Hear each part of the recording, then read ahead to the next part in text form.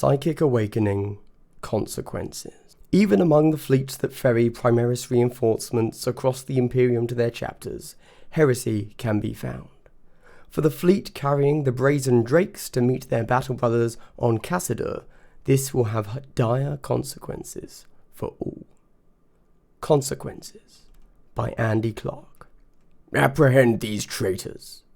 The command was so shocking, so horribly incongruous that Knight Centura Decima could not immediately obey. She tried to reconcile what she had just learned, what it meant, with the order Shield Captain Tyvar had given.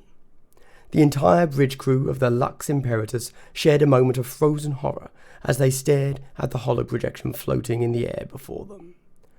The world of Custodes had been their destination through long months of toil and trial across blazing battlefields and amidst the teeth of ferocious warp storms.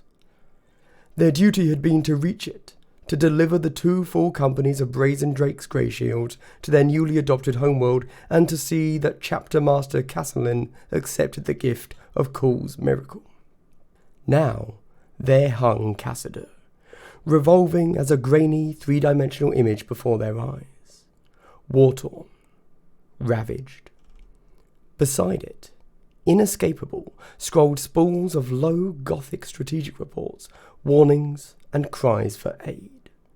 They told a story of heresy, of rebellion, betrayal, and destruction.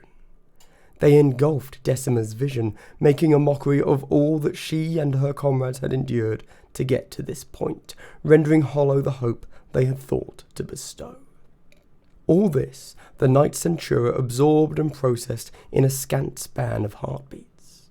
Still, Tyvar was ahead of her, ahead of all the human crew and armsmen who staffed the bridge, ahead of Ship Mistress Kakokin and of the Null Maidens who stood at Decima's side, ahead even of Captain Geryon. The Grey Shield's leader was turning, eyes widening, even as Tyvar raised his guardian spear.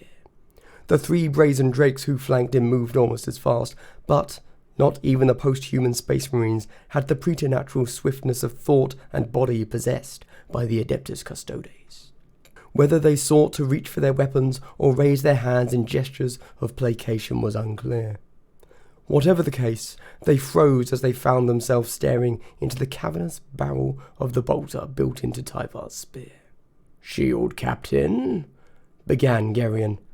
The voice of a man who finds himself suddenly attempting to defuse a bomb, thought Decima, sliding her own hand down to the pommel of her executioner great blade. In her peripheral vision, she saw her sisters following her lead. "You do not address me, Geryon," said Tyvar, his voice cold and hard as adamantine. "You do not look at me, nor at any of these faithful servants of the Emperor.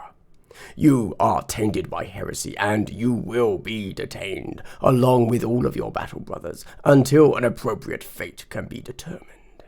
A spasm of anger passed across Geryon's blunt features, but was swiftly hidden behind his usual guarded mask. "Shield Captain, we do not know the chapter has truly turned," he said. "This may be a mistake, some machination of the enemy.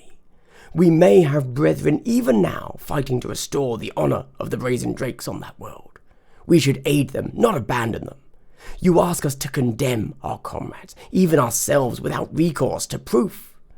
I am not in the habit of betraying my battle brothers." "And I am not in the habit of repeating myself," Tyvar replied. "Disarm. Command your brothers throughout the fleet to do likewise.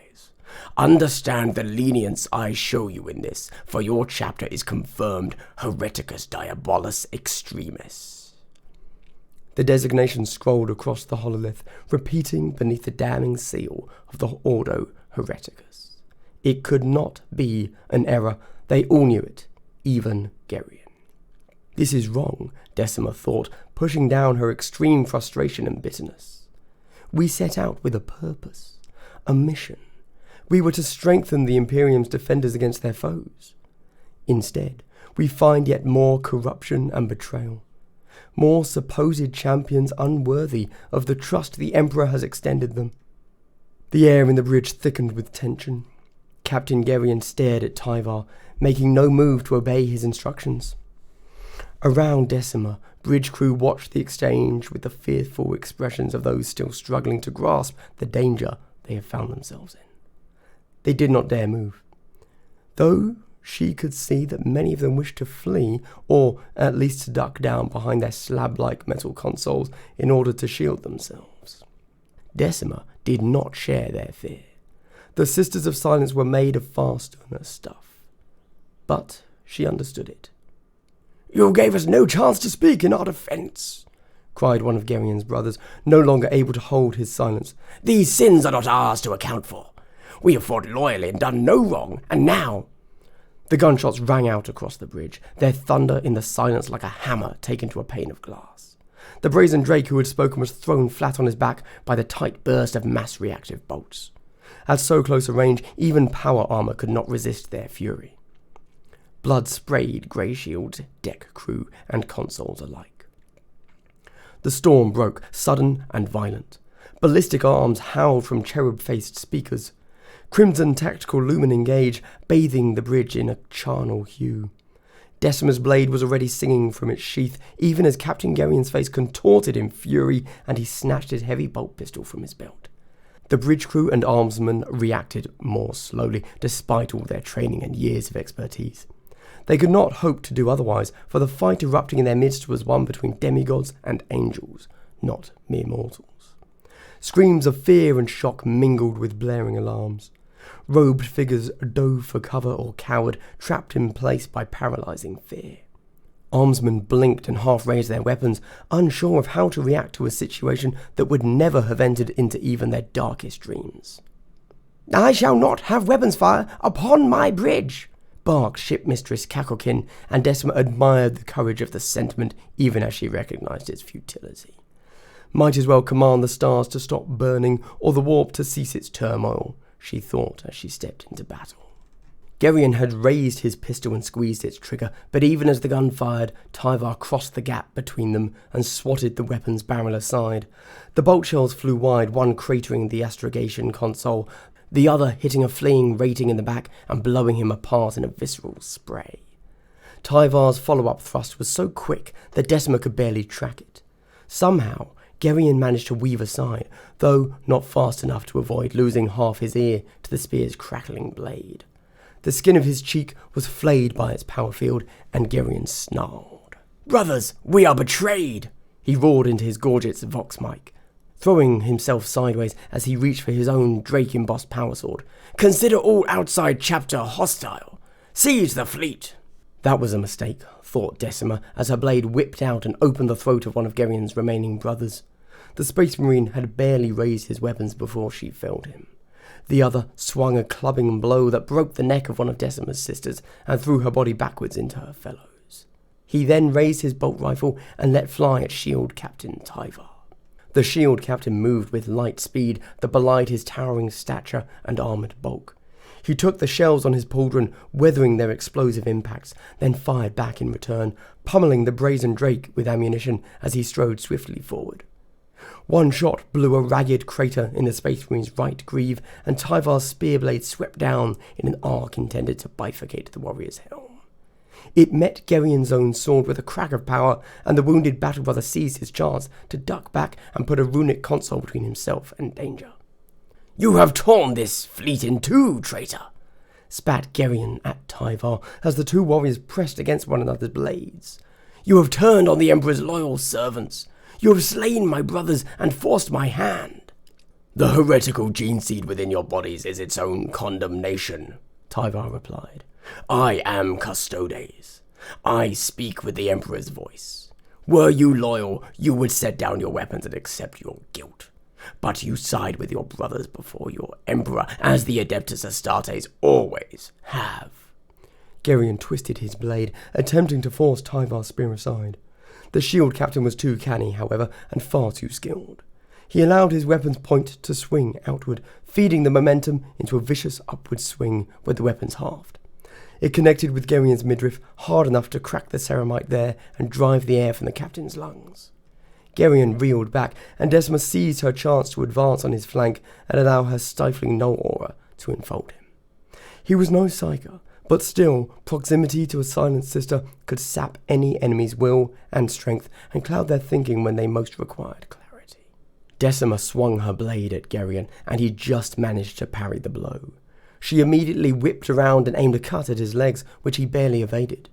He was less fortunate with her next strike, which plunged straight through his chestplate, placed perfectly to pierce Geryon's primary heart. The traitor captain stiffened in shock and pain as Decima's blade slid home. Bright blood welled from the wound as she ripped her executioner great blade clear and prepared to deliver the killing blow. Before she could, a hail of bolt shells filled the air around her. Instinct and training took over, and Decima dropped into the lee of a cogitator bank. Explosion shook the ancient machine, causing its affronted spirit to spit sparks of indignation down upon her. Tyvar was forced back by the fusillade, shells ricocheting from his Auramite armour as he raised his guardian spear and fired back.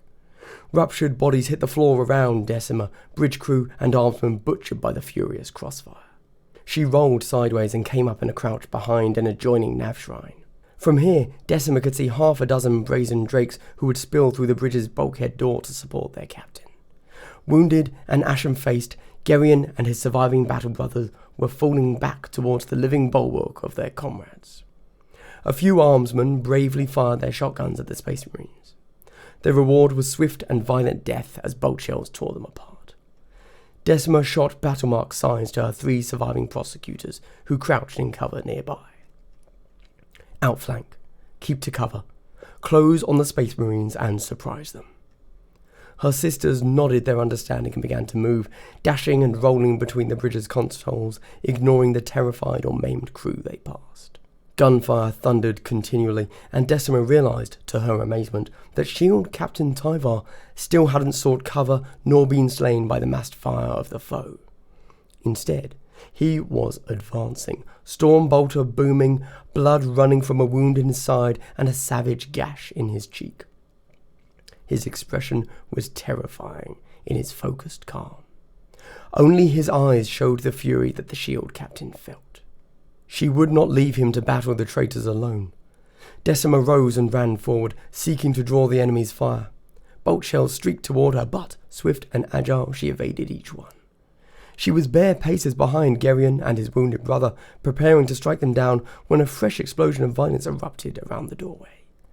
Decima had a fleeting impression of huge, golden-armoured figures and crackling energized blades. Then the Space Marines were turning, crying out, falling as their heads and limbs were hacked off, their bodies laid open by punishing blows. At the same moment, Decima's prosecutors struck. They added their own flashing blades to the storm of violence engulfing the brazen drakes. "Emperor, no!" yelled Geryon, raising his heavy bolt pistol. Before the captain could fire, Decima was upon him. She span and sliced, taking the head of Geryon's limping comrade. She then lunged low, a disemboweling strike at the traitor captain that he batted wildly aside. Geryon lashed out in return, the point of his blade cutting so close to Decima's face that she felt the hot wind of its passing. She dropped back on guard, but need not have bothered. Suddenly, Shield Captain Tyvar was there, his guardian spear plunging into the one side of Geryon's torso and tearing out through the other. Blood exploded from the catastrophic wounds, and the traitor captain barely had time to gurgle in shock before his eyes glazed over in death. Contemptuous, Tyvar placed one foot against the captain's corpse and shoved it off his blade. He saluted his fellow custodians and the Knoll maidens who stood over Geryon's butchered brethren, then turned to Decima. Breathing hard, the Knight Centura flicked blood from her blade and slid it back into its sheath. Over the Voxnet, she could hear reports flowing in of violent clashes between Grey Shields and other Imperial forces throughout the fleet. "What did we start here?" she signed to Tyvar. "We started nothing, Knight Centura," he replied with a baleful glance at the hololith still spinning above the butchered bodies of several dozen bridge crew. Robed ratings and officers were emerging from hiding, blinking in shock or praying fervently to the Emperor. "We started nothing," he repeated, "but we will finish it. We will not rest until every brazen Drake Space Marine, old or new, lies dead." Decima considered the Shield Captain for a moment, then nodded. "A new mission, then," she signed. "A new purpose. one they cannot corrupt. Just so, sister, Tyvar replied. It is time that they face the consequences of their actions.